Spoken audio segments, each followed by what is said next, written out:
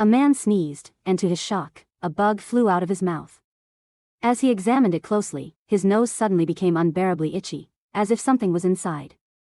He gently picked at it with his fingers, and to his horror, another bug came out. Luckily, these bugs seemed to follow a certain principle. They wouldn't harm those who were protected. Panicked, the man threw the bug to the ground and stomped on it, only to see it burst into what looked like tomato sauce. Just then, he felt something crawling on his face.